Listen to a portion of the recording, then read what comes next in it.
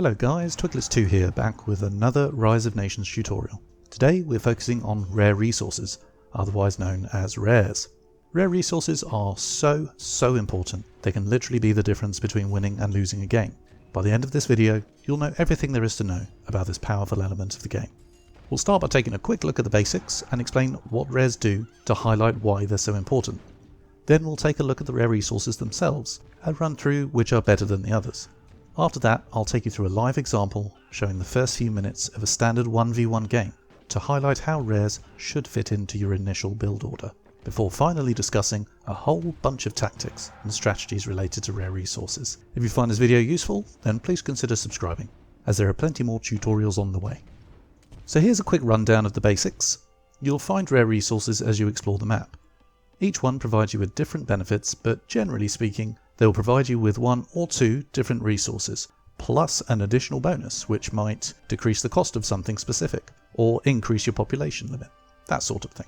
You'll only benefit from these rare resources once you've created a merchant from your market, and sent them to each rare resource. Because the bonuses are so strong, but the merchants are so weak, that makes them a prime target for raiding. Also, you need to prevent your merchants falling into enemy territory, as they do suffer from attrition. Ultimately, you want to control as many of these resources as possible, while also denying your opponent control of as many as possible. It's a really key part of the game. Here's a small map that has been fully revealed to give you an idea of how many rare resources you should expect to find, and how spaced out they are on the map. If you look on the minimap, you'll see small white dots, which are the ruin bonuses, but we're interested in the larger blue squares. It's all randomised of course, but after playing for a while, you'll get a good feel for how spaced out they all are. If playing 4v4 is more your thing, here is the same sandbox demo of the largest map, so you can get a feel for what to expect when it comes to rares. If you're playing a team game, it's important to highlight where the rare resources are to your teammates. Remember that all of you can send a merchant to the same rare resource, so make sure they know when you found one, so you can all take advantage of it. So that's the big picture stuff. Let's dive into the detail. Here's a lineup of all the rare resources you can find in a multiplayer game. When you click on a resource in the game, it will show you what that rare resource provides. So you can see there citrus, plus 10 food, plus 10 wood, ships at sea heal automatically, coal, plus 15 knowledge, plus 50 metal, etc, etc. Some don't appear right away though. Sulfur doesn't appear until the gunpowder age. Coal, aluminium, titanium, uranium and rubber are in the industrial age. The value of a rare resource can depend on the nation you're using and the tactics you want to employ. For example, if you want to rush, then having salt will help as it reduces the cost of your barrack troops. Which rare resources are the best is a subject of debate. In researching this video, I was able to look back over years and years of discussion and debate on this subject, and many people argued many different rares were the best. I saw one guy posting on a forum back in 2005, absolutely convinced that obsidian was by far the best rare resource, and everybody else disagreed and had their own favourites. Having done my research, I think that most players would agree that diamonds, peacocks and silver are the best of the best. Diamonds providing plus 20 commerce on their own is very powerful, but add to that the commerce limit is increased by 10%, it's very useful. Peacocks provide wealth and metal, which is nice, but increasing your population limit by 10% is mad. Then finally, silver also gives you wealth and metal, but reduces the cost of aging up by 15%.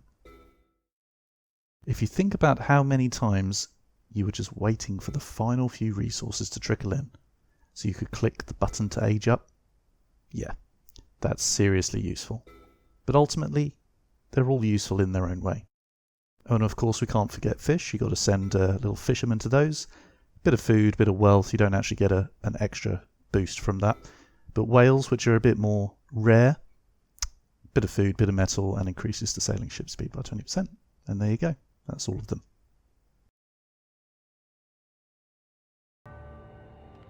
Here's a live demo of a standard multiplayer game to demonstrate that you need to be concentrating on rare resources straight away. If you want more detail on what I'm doing here, please take a look at my guide to speed, the first 2 minutes of a game video, and also my scouting guide and my advanced scouting guide, as they are all important factors when it comes to finding rare resources quickly and efficiently. Efficient scouting is key, unless you're playing as the Spanish, of course, as they get to see the entire map right away. So we've gone for a standard start here, Science 1 followed very quickly by Civic 1. Really the focus here, as with most games, is to get the caravan out as quickly as possible. So going for Civic 1 means we can get our second city, hopefully around the 1 minute mark usually. I don't think we'll make that this time round, but something like that. Pretty soon we'll need to research Commerce 1 as well, and that enables us to build our market. Now the market is really key because it allows us to create our first caravan, which gets our wealth income up and running. Finally, at last we get a second city down. But also out of the market is when your merchant comes out, which is what all of this is about. So I would say that caravans are prioritized above merchants, but that's pretty much the only thing that does get prioritized above merchants. You can see here the scouting is really key at this point. We're uncovering all of those rare resources, trying to keep an eye on which one is where as well, just to help prioritize which ones you might want to send the merchant to first. And there goes down the market. So we're 2 minutes in, we've got the market up and running. Of course other people would be able to do this a lot quicker than me. But it gives you an idea in terms of the build order, exactly how quickly, how soon we're thinking and planning for our merchants, even though they're not actually quite out yet. We've actually got quite lucky in this game. We've got salt as well, very nice. We've actually got quite a few rare resources. 1, 2, 3, 4, I think we've got 5 that are obvious. This is a small map, you're probably going to get 8 resources in total, maybe 9. So being able to find 5 is great. You can see there we've got the merchant coming out straight away. The caravan. Just so we can get that going between our 2 cities to get our wealth income up and running. There we are. And then eventually we're hitting B to start creating our first merchant. So we're less than 3 minutes in and we are creating our first merchant. And I'm liking the look of salt, so I'm going to send them there. I'm going to right click, set up a waypoint, and there they are. We've got our first merchant on the field now. It takes them a while, they are slow, and they take a very long time to unpack. I think it's about 10 seconds. I'll be able to show you some of that later. And now really everything is about the merchants. Got the second one out, and I'm just trying to prioritize where they're going to go by setting up some shortcuts there, some waypoints. And I've got 5 to do, which is great. Bison there. And what we'll be able to do with that is show you just how much of an effect it has on our food income. I've got a bit lazy with the scouting. I've not really kept up with it so much. Been a bit distracted by all of these lovely rare resources. Here we go. We've got a merchant going towards them there. Just lining up our next and final one. So take a look at the food. Right now we're on plus 60. And we've got this guy setting up. It's just gone up to plus 70. That wasn't to do with this, but there you go. It's jumped up to plus 90. I mean, that's huge at this point in the game, having just plus 20 food out of nowhere. So we're looking pretty good to go into the rest of the game. We've got a lot of rare resources under our belt. We're aging up now. We're in a pretty solid position. Maybe get a cheeky barracks down near the middle of the map. So let's summarize all of this and discuss some tips and tricks to help you get the most out of these rares. Speed is important. You won't receive any of these benefits until you've scouted out a rare resource and sent a merchant over there. So please check out my scouting and general speed tips videos to help you achieve this as quickly as possible. Raiding your enemy's rares is a brilliant way to upset their economy and put the pressure on them. So make sure you know where their rare resources are, and don't forget to protect your own. In fact, protecting your rares is so important, it's often a good idea to let this affect where you place your cities, as having a rare near a city will make it easier to defend. You can actually increase the benefit you receive from your rares by researching taxation at your temple, which increases the gather rate by 20%. Then in later ages, you can research vassalage for an added 50%, then social contract for 100%, and then finally income tax for 200%. This is a great reason to continue researching Civic at the library, as it enables you to research these technologies, which also increase your wealth income. Let's take a look at nations with specific powers relevant to this discussion. Dutch are the most obvious, as they start the game with 2 armed merchants, as long as you're not playing Nomad. This means you can use them for scouting and immediately take advantage of the rare resources, far quicker than other nations. The fact that their merchants are armed means they are easier to defend, or at least put up a fight when being attacked. On a side note, it's fun to just charge straight at your opponent using your armed merchants to cause a bit of mayhem. I recommend giving that a go, even if it's just to piss them off. The Spanish are also well placed to take advantage of rares early on, as they see the entire map instantly, including exactly where each rare is. Then we have the Nubians, who can see all rares in their own territory, which is not quite as good as the Spanish, but they also receive an additional 50% from resources in their own territory.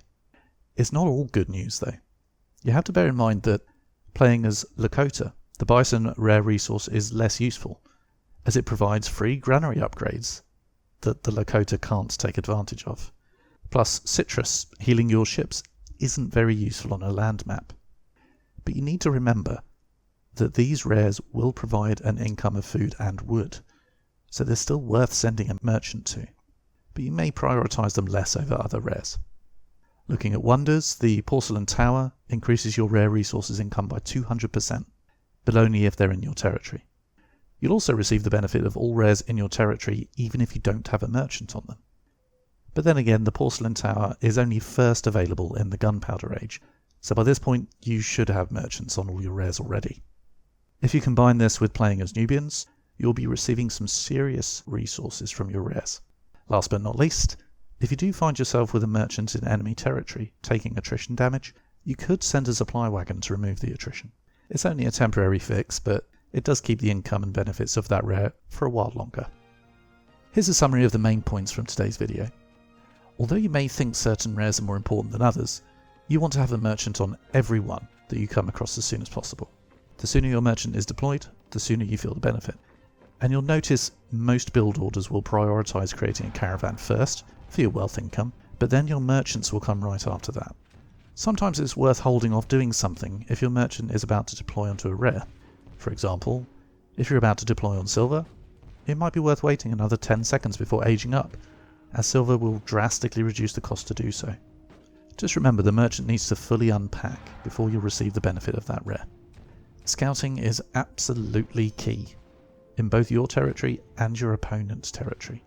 Protect your rare resources and do your best to raid your enemy's merchants so they don't receive the full benefit of their rares. Don't be afraid to build your cities towards the centre of the map. A lot of the bonuses associated with rares requires them to be within your own territory, and building into the middle of the map is the best way to ensure as much map control as possible. Then finally, perhaps most usefully, when you're ready to create and send out a merchant, you'll want to use the hotkeys N to select the market, and then B to start creating a merchant. You can then right click on a rare to set up a waypoint, so you don't have to wait for the merchant to be created. If you need multiple merchants at the same time, try to create them from separate markets to ensure they're created as quickly as possible. I hope you found today's video useful. There are plenty of other Rise of Nations tutorials on the way, so please keep a lookout for those. I try to release a new RON video each week, so feel free to click the notification bell if you want to be notified when my next video releases. All of your likes and comments are appreciated, as they help the video reach other RON players. Thanks for tuning in.